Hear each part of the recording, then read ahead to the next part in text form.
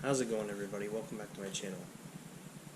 Today I'm going to do a multi-tool review for you all, and this is going to kick off a series of multi-tool reviews that I'm going to do. I've got a bunch in the hopper here, and I want to get them knocked out as soon as I can. That way you guys can take a look. So anyway, let's get into it a little bit. Recently, I lost my beloved Leatherman Juice, the Juice S2. That was my favorite multi-tool, carried it every day. Definitely a big part of my everyday carry. I was searching for a replacement for it, and I saw that Leatherman had come out with a new multi-tool called the Bond. I don't think I got the dimensions very right because it's not really the exact same size. It doesn't really have all the features of the Juice, but you know, I figured for 50 bucks, might as well check it out. So let's get into it here. You get Leatherman box here. You get the instructions. I've noticed with a lot of the other Leatherman instructions, it's kind of a catch-all. Very simple. So in the box here you do get a nice carrying pouch for your Leatherman Bond that you can carry on your hip, on your belt. Seems to be pretty durable, but you know, who knows, only time will tell how well that's going to hold up. And more on the topic, originally I wasn't really into the idea of belt carry, but you know, it's kind of grown on me. Pockets are prime real estate for my other EDC things, so it's something I'm definitely considering. Right now I've got Spyderco Paramilitary 2, I've got you know, a cell phone, I just happen to be carrying a Leatherman Free. You know, you got the pepper spray, palm, and of course a wallet too. So all those things, that's not even including my keys, all those things are competing for real estate, and I don't even have my flashlight on me right now. I think pocket carry is definitely a viable solution, and with the Bond you actually do get that option. You can just throw it in your pocket, or they've even provisioned a pocket clip that you can buy. Anyways, here's the Bond right out of the box. I got this one off of Amazon. Again, you do have a provision for a pocket clip. You can buy it. They're like $5 or $10. Just looking it over, you get I mean, it's solid feel. You get a ruler on both sides with inches and millimeters. It looks good. It's a classic design, which is how Leatherman is marketing this one. Supposedly it's, you know, kind of a throwback to the original pocket survival tool that they first came out with. No outboard tools on this one. Everything, you have to open it to access it. So let's start right with the pliers here. It's like a pretty standard set of pliers. You get the needle nose part and kind of a wider grip pliers in the middle for nuts and bolts and things like that. Then you have your wire cutters, and I didn't realize this until recently, but these are actually wire strippers. So they're not spring pliers. I would have liked to see that, but again, this is a budget multi-tool. The price is $50. Paid 50 bucks for this one. You know, overall I'd say it's pretty lightweight, medium duty, medium size is a good way to describe it. The weight that I got off of their website is 6.21 ounces, but I don't believe that's correct. I think it's closer to 5 when I weighed it earlier. You have double-sided file. This is fine, and then you have just your kind of more coarse file. You do have a lanyard loop that I believe you can leave exposed. Yep, you can leave it exposed if you like. That is yet another carry option, the lanyard loop. And you get a nice little nail neck there with the file. Moving on, we have this is a large slotted screwdriver. You get a smaller size slotted screwdriver and an awl with that as well. It's not very sharp. I mean, it comes to a pretty good point. I definitely wouldn't want to get poked by it, but I've seen sharper. The other end, you have your Phillips head, and this will work with the bit driver kit. So if you decide to purchase that, you can use that with your Bond. Next up is the can opener / bottle opener. And you get your straight edge blade. And it is a 420 HC stainless steel blade. For all the tools, there is no solid locking mechanism. It's more like a pen knife. You know, you have your detent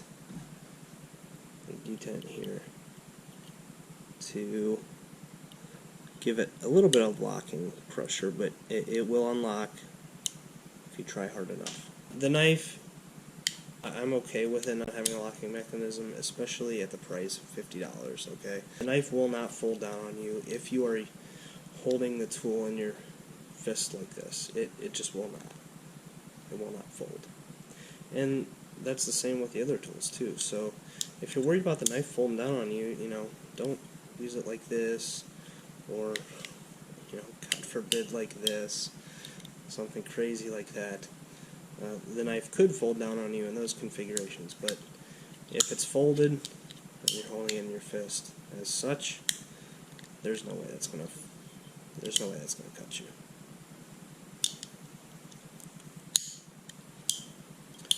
Okay, so let's go ahead and test out some of these things here. I'm gonna cut off a small piece of this scrap Romex here that I have. Now I'm not an electrician, but I do like my electrical projects. So if you saw, that was the cutter was able to cut through completely the entire sleeve of the 14 gauge Romex there. So no problems with that. Let's try the strippers. Yep. No problem. Okay, sorry about that. My camera decided to shut off all of a sudden. The handles are chamfered and rounded pretty well.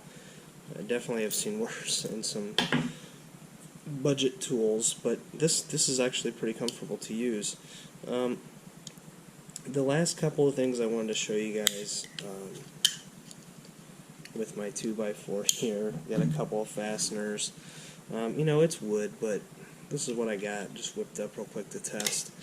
I will say, Multitools, you don't want to use them to like drive screws. I know that sounds counterintuitive, but if I were to try to, you know, screw this into the wood here, it's really putting a lot of stress on it, and you can see the handle. It's going to be hard to do, but the handle moves just a little bit. It flexes.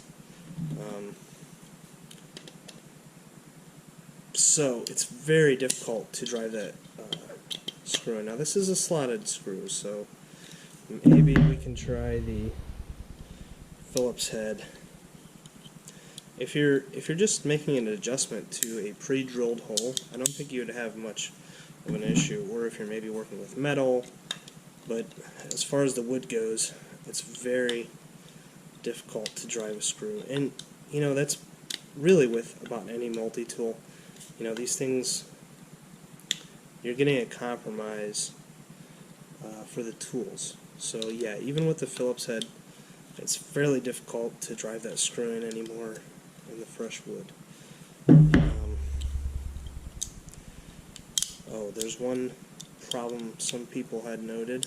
Some people reported that the knife can come out like this when you're opening it back up.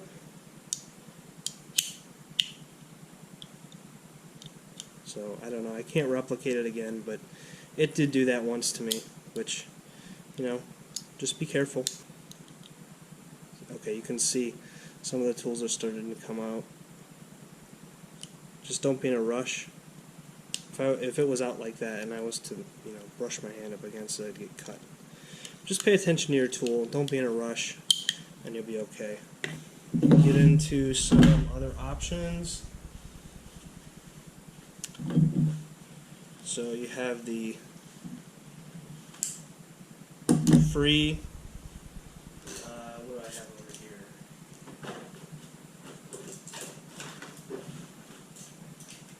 I've got the Wingman, SOG power access, I've got a Skeletal, I have an Ozark Trail multi-tool, and this is the Gerber Suspension NXT. The Bond is most comparable to size with the Wingman. The Wingman's going to be a little bit heavier and a little bit more expensive, but you do get some additional features. It's not that much smaller than the free P2 or the SOG, but you're going to notice the difference in weight. The Bond is pretty lightweight.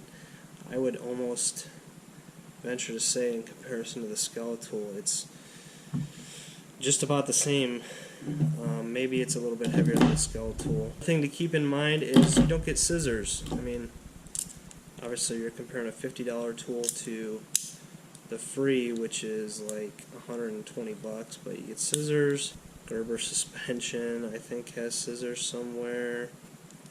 It does. They're folded up weirdly, but it does have them. Leatherman Wingman has scissors. I think even this Ozark Trail one has scissors. No, no scissors. It does have a saw, though. Not a big deal. If you don't care about scissors, then don't worry about it. You could get something cheap like this Swiss Army knife. You got a nail file, a screwdriver, blade, tweezers, toothpick, and guess what? Scissors. So if you need scissors, pair the Bond with something like that. Overall, I think the Bond is a good value at $50. It doesn't do everything, but it's maybe a good entry multi-tool if you're not really sure what to buy and you just want to get something that's inexpensive but Leatherman quality. They have the 25-year warranty. I don't know, I think Leatherman right now has the market with quality control and just build materials. I think it might be a good backup multi-tool for somebody. If you already own a high-end tool, maybe like a Leatherman Wave, or like this P2, or if you lose your juice, it might be a good replacement tool for you. I like the Bond. It has a few shortcomings, doesn't have everything that I personally need, but I think if you pick one up, I think you'll be satisfied. And that is going to be the end of the review of the Leatherman Bond. I hope you've enjoyed it and subscribed to see more multi-tool content in the future.